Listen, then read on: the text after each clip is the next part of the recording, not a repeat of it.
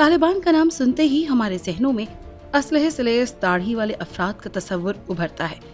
कुछ लोग तालिबान को हीरो और मुजाहिद समझते हैं, जबकि कुछ लोग इनको दहशतगर्द समझते हैं। हाल ही में तालिबान अफगानिस्तान में इस्लामी हुकूमत कायम करने में कामयाब हो गए हैं, इसीलिए ज्यादातर लोग अब तालिबान को दहशतगर्द के बजाय मुजाहिद और फातेह समझते हैं।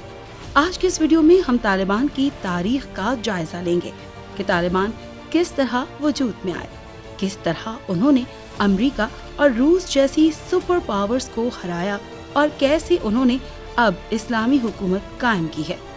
वीडियो शुरू करने से पहले हम अपने चैनल पर आने वाले नए दोस्तों से हस्बे रवायत गुजारिश करते चलें कि हमारी वीडियो को लाइक करते हुए हमारे चैनल को सब्सक्राइब कर लीजिए, ताकि आप हमारी यूट्यूब फैमिली का हिस्सा बन सकें। दोस्तों, तालिबान पश्तो ज़बान का लफ्ज़ है जो तालिब इल्म के मायनों में इस्तेमाल होता है।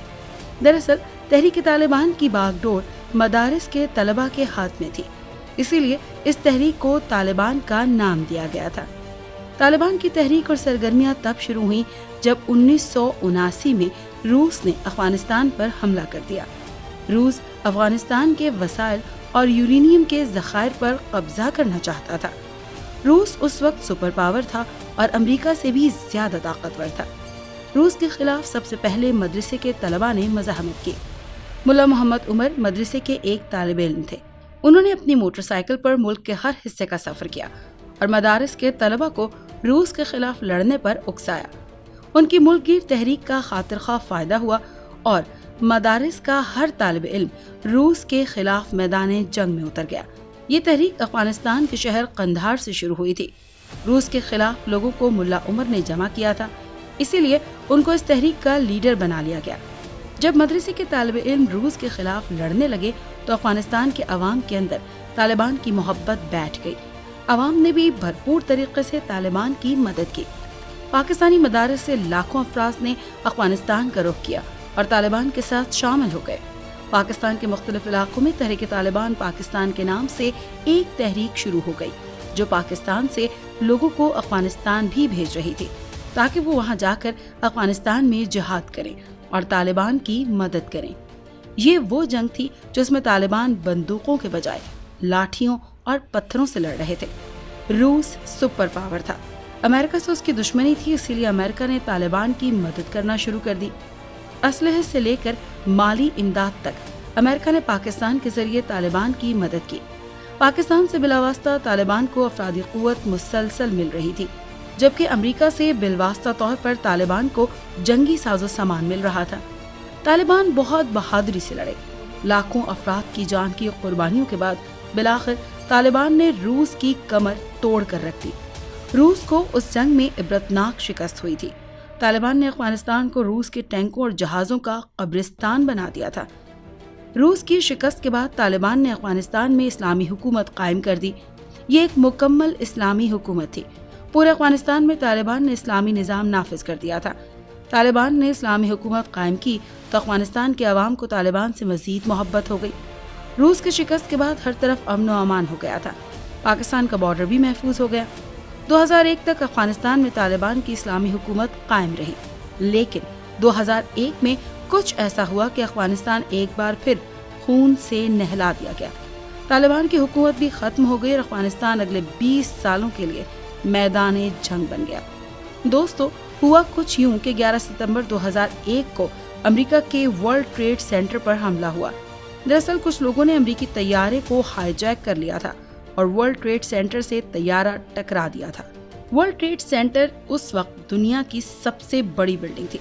ये बिल्डिंग दुनिया भर में तिजारत के लिए मखसूस थी, इसीलिए इसमें हर वक्त हजारों अफराद मौजूद होते थे।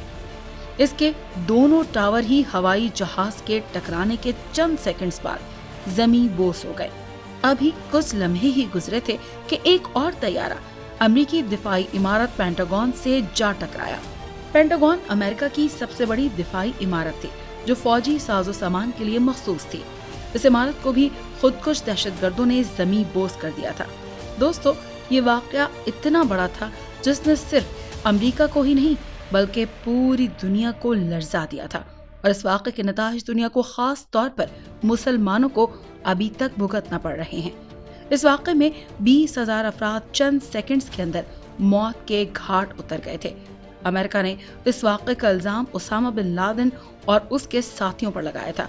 वाक़े में मुसलमानों के मुलविस होने की वजह से दुनिया भर के मुसलमानों को दहशतगर्द समझा जाने लगा।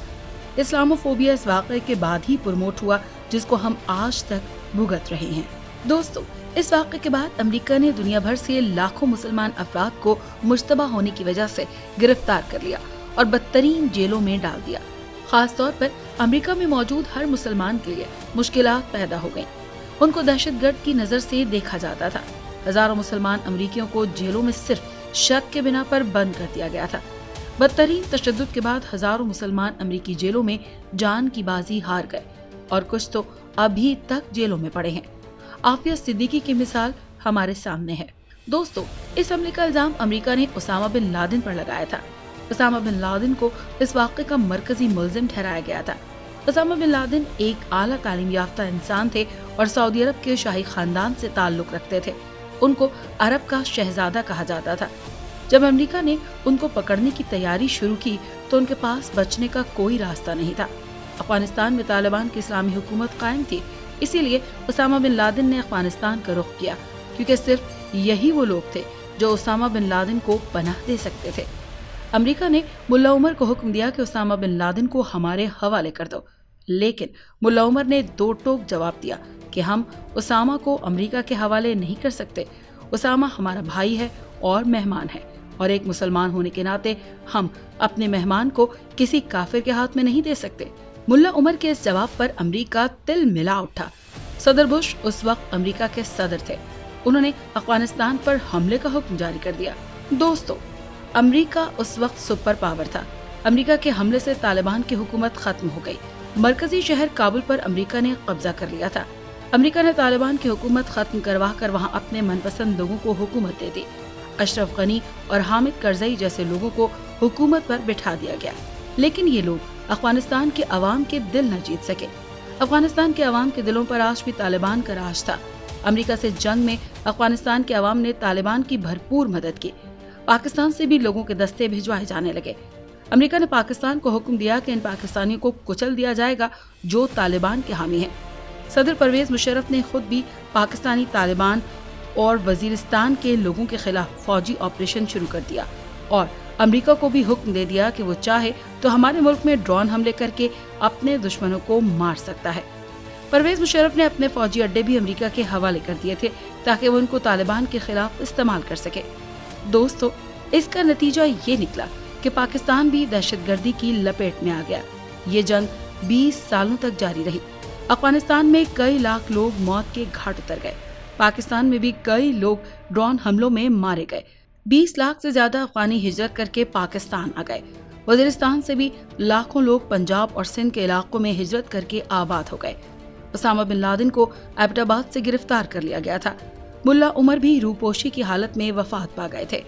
मुल्ला उमर और उसामा बिन लादेन के बाद अमेरिका को चाहिए था कि अफगानिस्तान से निकल जाता, क्योंकि उसका मकसद उसामा बिन लादेन को गिरफ्तार करना था। लेकिन उसामा बिन लादेन के खत्म हो जाने के बाद भी अमेरिका ने तालिबान से लड़ना जारी रखा था। इस चीज से ये बात वाज़ेह हो जाती है कि उसामा बिन लादेन तो सिर्फ एक बहाना था। असल मकसद अफगानिस्तान के वसाइल पर कब्जा करना था। लेकिन तालिबान 20 सालों तक सुपर पावर से लड़ते रहे। इस जंग में अमेरिका का बहुत मुआशी और फौजी नुकसान हो रहा था। अफगानिस्तान पर कब्जे की कोई सूरत नजर न आती थी और न ही तालिबान को खत्म किया जा सकता था, क्योंकि हर अफगानी के दिल में तालिबान के लिए इज्जत थी और तालिबान को अफगानिस्तान के अवाम का साथ हासिल था।